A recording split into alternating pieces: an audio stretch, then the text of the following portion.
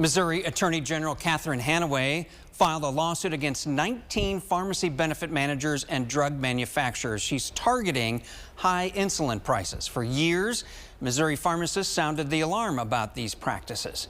Hannah Falcon reports state politicians are now listening and acting.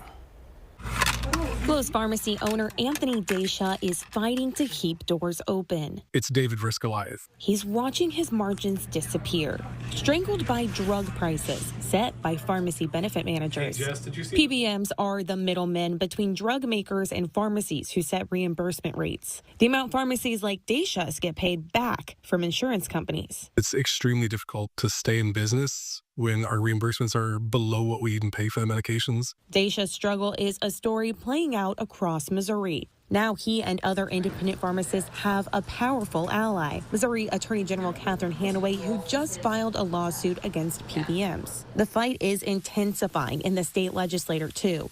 Bills moving through the General Assembly would give patients the freedom to choose their pharmacy and prevent PBMs from squeezing prices on independent pharmacies. So there's a lot of practices by the PBMs that I think need to be looked closely at, and some of them need to be stopped. Not all Missouri lawmakers support the bills, but those I asked would not go on the record. The Pharmaceutical Care Management Association argues that it is the mission for pharmacy benefit managers, PBMs, to reduce drug costs and increase access to affordable prescription drugs for patients, warning that this type of legislation puts patients' health outcomes at significant risk.